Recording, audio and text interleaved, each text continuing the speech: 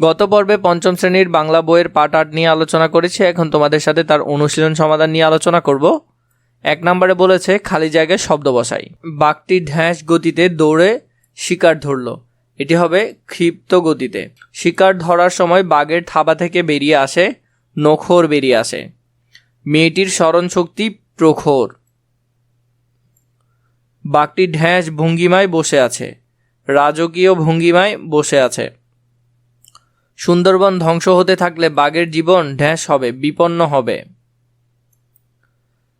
চ নম্বরে যেটি দিয়েছে, কাজটি ঢ্যাঁস সময়ের মধ্যে শেষ করতে হবে। কাজটি নির্দিষ্ট সময়ের মধ্যে শেষ করতে হবে। ৬। ছতে পরিবেশের বিপর্যয়ের কারণে প্রকৃতির ঢ্যাঁস নষ্ট হচ্ছে, ভারসাম্য নষ্ট হচ্ছে। ৭ নাম্বার। এভাবে করে তোমরা উত্তরগুলো এখানে ভিতরে লিখে ফেলিও। প্রশ্নগুলো উত্তর বলিও লিখি। বাংলাদেশের জাতীয় পশুর নাম কি সেটা লিখতে বলেছে। ২ নম্বরে কোন কোন বৈশিষ্ট্য বাঘকে দক্ষ শিকারী বানিয়েছে। ঘতে রয়্যাল বেঙ্গল টাইগার কমে যাওয়ার কারণ কি। ঘতে বিড়ালকে বাঘের মাসি বলা হয় কেন। উঁতে বাঘের সাঁতারের ব্যাপারে কি বলা হয়। তাহলে এখানের মধ্যে এই প্রশ্নগুলোর ধারাবাহিক উত্তর এখন আমরা দেখব। প্রথমে বাংলাদেশের জাতীয় পশুর নাম রয়্যাল বেঙ্গল টাইগার, এটা হলো জাতীয় পশুর নাম।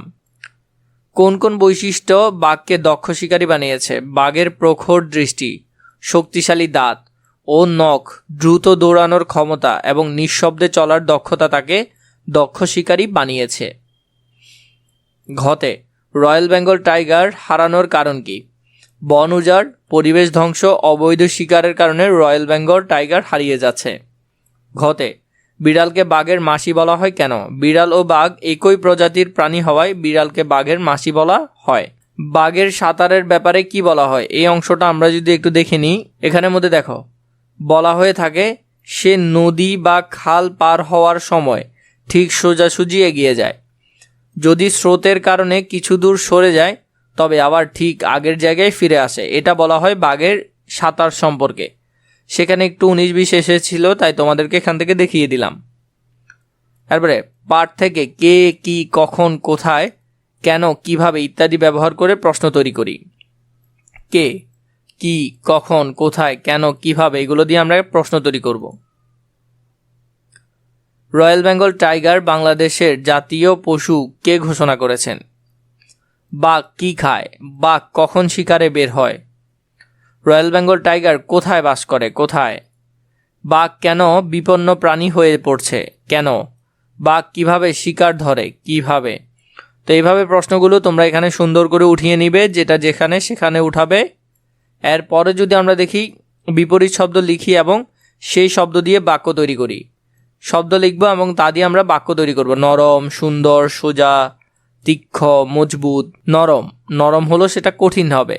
পাথরগুলো খুব কঠিন। সুন্দর, কুৎসিত, কুৎসিত কাজ করা উচিত নয়। সোজা, বাঁকা, রাস্তাটি খুব বাঁকা। তীক্ষ্ণ, ভোঁতা, ছুরি খুব ভোঁতা। মজবুত, দুর্বল, অসুস্থ হলে শরীর দুর্বল হয়। এখান থেকে এভাবে শব্দগুলো লিখবে এবং তার অর্থ বাক্যটাও সুন্দর করে লিখে ফেলবে। পাশের শব্দটা লিখবে এখানে এবং বাক্যগুলো লিখবে এখানে। চারপাশে কোন কোন পশু পাখি দেখি তার একটি তালিকা করি। আমরা চারপাশে যে যে পশু পাখিগুলো দেখি তার তালিকা। গরু দেখি, ছাগল দেখি, কুকুর দেখি, বিড়াল, কাক, চড়ুই, হাঁস, মুরগি, সাধারণত আমরা এগুলোই দেখি। এখানে আমাদেরকে বলেছে ছবি দেখে অনুচ্ছেদ লিখি। এই ছবির মধ্যে আমরা একটা অনুচ্ছেদ লিখব ছবি দেখে, এবং সেটা আমরা এখানে লিখব। আমি তোমাদেরকে ছোট বড় দুইটাই দিব, তোমাদের যেটা ভালো মনে হয় সেটা লিখিও। বড় করে কিন্তু নিচে দিয়েছি, আগে ছোটটা দেখো। ছবিতে দেখা যাচ্ছে ছোট করে যেটা দিচ্ছি। ছবিতে একটি নদী ও নৌকার দৃশ্য দেখা যায়। নদীর উপর একটি নৌকায় একজন লোক বসে আছে, আরেকজন লোক পানিতে দাঁড়িয়ে নৌকাটি ধরে আছে। নদীর দুপাশে সবুজ গাছপালা ও বন রয়েছে। গাছের ডালে একটি বানর এবং দূরে দুটি হরিণ দেখা যায়। ছবিটি সুন্দর প্রকৃতি পরিবেশের পরিচয় দেয়। এরপর যদি একটু বড় করে লিখতে চাও তাহলে এখান থেকে লিখতে পারো। ছবিটিতে একটি সুন্দর প্রাকৃতিক পরিবেশের দৃশ্য দেখা যাচ্ছে। একটি শান্ত নদী বনের মাঝ দিয়ে বয়ে গেছে। নদীর পানির রং নীল ও স্বচ্ছ।